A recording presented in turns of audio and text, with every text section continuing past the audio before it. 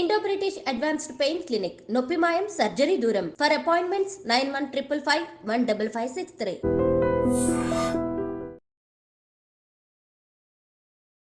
నమస్కారం. ఈరోజు టాపిక్ చలికాలంలో డయాబెటీస్ వాళ్ళు ఎలాంటి కేర్ తీసుకోవాలి అండ్ దీంతో పాటు ఎలాంటి ఆహారాలు తీసుకోవాలో తెలుసుకుందాం. డయాబెటీస్ ఈ మధ్య కాలంలో ప్రతి నలుగురిలో ఒకరికి ఈ డయాబెటీస్ అనేది చూస్తూ ఉన్నాం. అండ్ సుమారు మన ఇండియాలో మోర్ దాన్ 10 crores పీపుల్ ఈ డయాబెటీస్ బారిన పడుతున్నారు.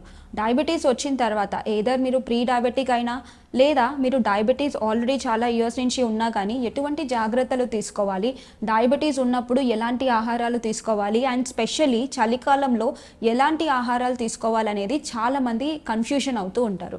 సో వాళ్ళ గురించి ఈరోజు క్లియర్ ఐడియా ఇవ్వడానికి నేను చెప్పబోతున్నాను. సో డయాబెటీస్ ఉన్న వాళ్ళు ఎలాంటి ఆహారం తీసుకోవాలి? మొదటిది, వాళ్ళు తీసుకునే డైట్లో ఎక్కువగా బ్యాలెన్స్డ్ న్యూట్రిషియస్ మీల్ అనేది ఉండేలాగా చూసుకోవాలి. అంటే బ్యాలెన్స్ డైట్లో మన బాడీకి కావాల్సిన good amount of carbohydrates, fats, proteins, vitamins, minerals ఇవన్నీ ఉండేలాగా చూసుకోవాలి.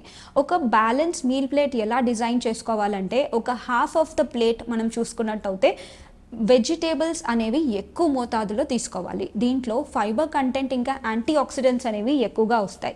Fibre content and antioxidants ఎక్కువ ఉండడం వల్ల చాలామందికి డయాబెటీస్ ఉన్నప్పుడు మలబద్ధకం ఇలాంటివన్నీ ఉంటూ ఉంటాయి. సో ఈ మలబద్ధకం ఇలాంటివన్నీ రాకుండా ఉండడానికి వాళ్ళు ఫైబర్ ఎక్కువ ఉన్న ఆహారాలు ఈ వెజిటేబుల్స్ రూపంలో అయితే తీసుకోవచ్చు.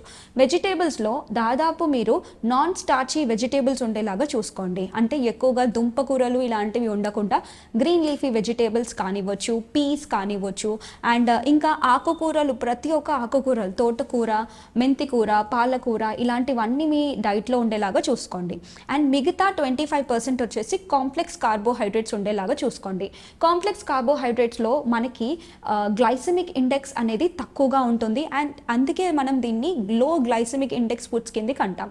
గ్లైసెమిక్ ఇండెక్స్ ఫుడ్స్లో కాంప్లెక్స్ కార్బోహైడ్రేట్స్ అనేవి మొదటిగా వస్తాయి. సో ఈ కాంప్లెక్స్ కార్బోహైడ్రేట్స్లో మనం ఏం తీసుకోవచ్చు?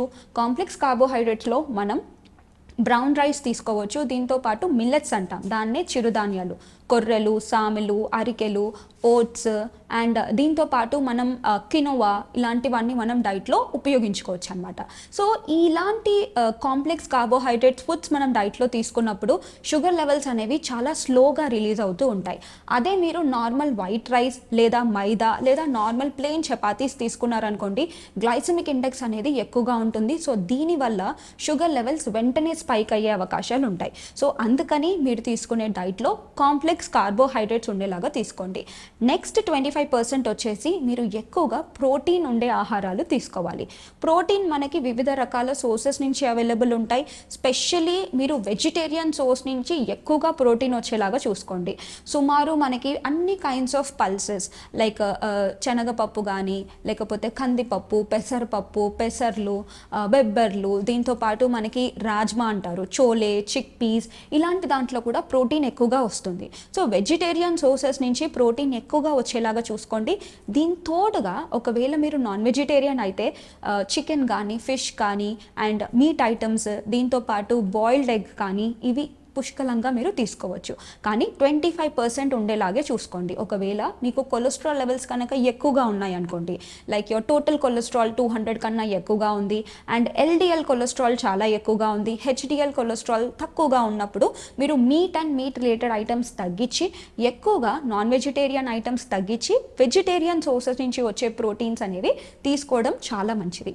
అండ్ దీని తోడుగా చాలామంది కర్డ్ కానివ్వచ్చు లేదా అదర్ మిల్క్ బేస్డ్ ఐటమ్స్ తీసుకుంటూ ఉంటారు. ఇది తీసుకోవచ్చు, కాకపోతే మీరు ఇక్కడ కంపల్సరీ లో ఫ్యాట్ మిల్క్ నుంచి ఎక్స్ట్రాక్ట్ చేసిన, అంటే కొవ్వులు తక్కువ ఉన్న ఆహారం నుంచి వచ్చే పాల పదార్థాలు అనేది తీసుకోవచ్చు. పన్నీర్ కానీ, టోఫు మనకి సాయ్ నుంచి వస్తుంది, అది కూడా good source of protein. And దీంతో పాటు మనకి ఇంకా డిఫరెంట్ కైండ్స్ ఆఫ్ చీజ్ కానివ్వచ్చు, పాలు కానివ్వచ్చు, పెరుగు, ఇలాంటివన్నీ కూడా మీ డైట్లో ఉండేలాగా చూసుకోండి. అండ్ ఇది ఒక balanced diet plan. So diabetes patients ఇలా తీసుకోవడం వల్ల వాళ్ళకి ఏమవుతుందంటే వాళ్ళ బాడీలో బ్లడ్ షుగర్ లెవెల్స్ అంత ఎక్కువగా స్పైక్ అవ్వకుండా ఉంటుంది. యాక్చువల్లీ మనం డయాబెటీస్ కనుక తీసుకున్నట్టు అయితే డయాబెటీస్ ఎప్పుడు ఎక్కువగా పెరగొద్దు అండ్ తక్కువగా కూడా అయిపోవద్దు. అంటే మీ బాడీలో షుగర్ లెవెల్స్ హైపోగ్లైసిమిక్కి వెళ్ళొద్దు అండ్ హైపర్ గ్లైసిమిక్కి కూడా వెళ్ళొద్దు. ఇలా ఉంటేనే బాడీకి చాలా ప్రమాదం. సో ఎప్పుడు షుగర్ లెవెల్స్ని మెయింటైన్ చేసుకోవడం అనేది ఇంపార్టెంట్. ఇలా షుగర్ లెవెల్స్ని మెయింటైన్ చేసుకున్నాం అనుకోండి ఇతర ఇష్యూస్ అనేవి ఏవి రాకుండా ఉంటుంది. అండ్ స్పెషల్లీ చలికాలంలో చూసుకున్నట్టయితే చాలామంది హైడ్రేషన్ ఉండదన్నమాట బాడీకి. ఎందుకంటే ఆల్రెడీ వెదర్ చాలా చల్లగా ఉంటుంది.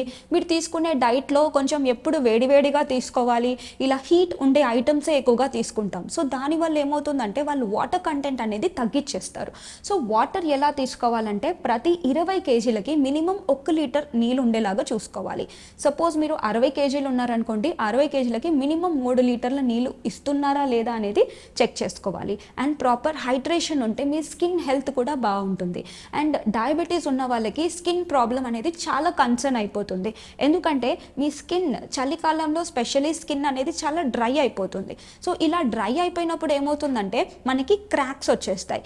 ఏదర్ లిప్స్ పైన కానివ్వచ్చు, కాళ్ళ పైన, ప్రతి ఒక్క చర్మం ఎక్కడ తీసుకున్నా కానీ కూడా మనకి క్రాక్స్ అనేవి వచ్చేస్తాయి. సో ఇలా క్రాక్స్ రావడం వల్ల ఏమవుతుందంటే ఆ ప్లేస్లో పగిలి ఒక్కొక్కసారి బ్లడ్ కూడా రావచ్చు. సో డయాబెటీస్ ఉన్న వాళ్ళు చాలా కేర్ తీసుకోవాలి. స్పెషల్లీ వాళ్ళ పాదాలని చాలా జాగ్రత్తగా చూసుకోవాలి. సో మాయిశ్చరైజర్స్ రాయడం కానివ్వండి, లేదంటే మీరు ఆయిల్స్ ఏదైనా కోకోనట్ ఆయిల్, లేదంటే స్పెషల్లీ మనకి కొన్ని ఆయిల్స్ ఉంటాయి, మన ఫుట్ క్రీమ్స్ ఇలాంటివన్నీ దొరుకుతాయి. అలాంటివి పెట్టుకొని మీ స్కిన్ని చాలా హైడ్రేటెడ్గా పెట్టుకోవడం చాలా ఇంపార్టెంట్. అండ్ మీ డైట్లో కూడా ఎక్కువగా watery content fruits and like sambar కానీ రసం కానీ ఇది కూడా డైట్లో ఉండొచ్చు. అండ్ దీని తోడుగా మనం తీసుకునే ఫ్యాట్స్ అనమాట. ఫ్యాట్స్ మనకి ఎక్కువ క్వాంటిటీస్లో తీసుకోకూడదు. ఫ్యాట్స్ ఎప్పుడే కానీ తక్కువ క్వాంటిటీ. స్పెషల్లీ మనం ఆయిల్స్ చూసుకున్నట్టయితే నెలకి ఒక పర్సన్కి 500 ml కన్నా ఎక్కువగా ఉండేలాగా చూసుకోవద్దు. సో ఇలా మనం కేర్ తీసుకోవాలి. దీంతో పాటు చలికాలంలో చాలామంది ఎక్కువగా అవాయిడ్ చేస్తారు అండ్ వేడివేడిగా ఫుడ్స్ తీసుకోవాలి అండ్ మిగతా ఫుడ్స్ అనేవి అవాయిడ్ చేస్తూ ఉంటారు. అన్నం ఎక్కువగా తీసుకుంటూ ప్రోటీన్ కంటెంట్ కానివ్వచ్చు అండ్ వెజిటేబుల్స్ అనేవి తక్కువగా తీసుకుంటారు. సో మీ రైస్ క్వాంటిటీని తగ్గించి, మిల్లెట్ క్వాంటిటీని తగ్గించి మీరు కర్రీస్ ఇంకా ప్రోటీన్ కంటెంట్ని ఎక్కువగా తీసుకోండి. సో ఇదే ప్లేట్ని ఒక డయాబెటీస్ పేషెంట్స్ ఎలా తీసుకోవాలంటే చాలామంది ఏం చేస్తారంటే ఆ ప్లేట్ని చూడగానే ఫస్ట్ రైస్ ఇంకా కర్రీ తినేస్తారు. కానీ మనం అలా చేయకూడదు. డయాబెటీస్ కానివ్వచ్చు, మీరు వెయిట్ మేనేజ్మెంట్కి కానివ్వచ్చు, ఇంకా ఎలాంటి కండిషన్స్లో అయినా కానీ కూడా ఒక బ్యాలెన్స్డ్ మీల్ ప్లేట్లో ఫస్ట్ మనం కంప్లీట్ చేయాల్సింది ఫ్రూట్స్ అండ్ వెజిటేబుల్స్. అంటే హాఫ్ ప్లేట్లో ఫ్రూట్స్ అండ్ వెజిటేబుల్స్ అనేది కంప్లీట్ అయిపోయిన తర్వాత then you have to move to the protein, దాని తర్వాత కార్బోహైడ్రేట్స్. ఇలా కనుక మనం తీసుకున్నాం అనుకోండి మన బ్లడ్ షుగర్ లెవెల్స్ అనేవి మెయింటైన్ అవుతుంది. ఇలాంటి బ్యాలెన్స్డ్ మీల్ ప్లేట్ వల్ల ఓన్లీ డయాబెటీసే కాదండి, ఇంకా మీకు వెయిట్ లాస్కి కానివ్వచ్చు. ఎందుకంటే it is a very balance. అంటే మీ బాడీకి కావాల్సిన న్యూట్రియంట్స్ అన్నీ ఈ బ్యాలెన్స్ మీల్ ప్లేట్లో వచ్చేస్తాయి. సో దీంతో పాటు మనం డయాబెటీస్ కానివ్వచ్చు, హైపర్ టెన్షన్ కానివ్వచ్చు, కొలెస్ట్రాల్ లెవెల్స్ ఎక్కువ ఉన్నాయి అండ్ ఇతర సమస్యలు ఏమున్నా కానీ కూడా ఇలాంటి డయాబెటిక్ ప్లేట్ని మనం తీసుకోవడం వల్ల చాలా బెనిఫిట్స్ ఉన్నాయి. అండ్ ఇంకొకటి ఏంటంటే స్పెషల్లీ డయాబెటీస్ వాళ్ళు ఎన్ని మీల్స్ తినాలి అని కన్ఫ్యూజ్ అవుతూ ఉంటారు. సో మీరు 3 మీల్స్ తీసుకోవచ్చు. దీని తర్వాత మీరు 2 స్మాల్ స్నాక్స్ కూడా తీసుకోవచ్చు. ఎగ్జాంపుల్, పొద్దున్నే మీరు బ్రేక్ఫాస్ట్ చేశారు, లంచ్ చేశారు, లంచ్కి ఇంకా బ్రేక్ఫాస్ట్కి మధ్యలో ఏదైనా ఒక snack item like example 1 handful of nuts కానివ్వచ్చు, 1 teaspoon of seeds like sunflower, pumpkin, watermelon ఇలాంటి సీడ్స్ తీసుకోవచ్చు. అండ్ అదే మళ్ళీ సాయంకాలం టీ, కాఫీ బదులుగా మొలకెత్తిన విత్తనాలు తీసుకోవచ్చు, లేదా చిక్ పీస్ ఇలాంటివి, లేకపోతే మీరు పఫ్డ్ రైస్ తీసుకోవచ్చు. ఫూల్ మకానా అంటారు, కొంచెం గీలో రోస్ట్ చేసి, కాల్షియం కూడా ఎక్కువ ఉంటుంది, మన బాడీకి కూడా చాలా బెనిఫిట్ వస్తుంది, అలా కూడా మనం తీసుకోవచ్చు. సో ఇలా చేయడం వల్ల చలికాలంలో మన బాడీని చాలా హ్యాపీగా, హెల్దీగా కాపాడుకోగలుగుతాం. సో ఇంకొక టాపిక్తో మళ్ళీ కలుద్దాం. అంతవరకు నమస్కారం.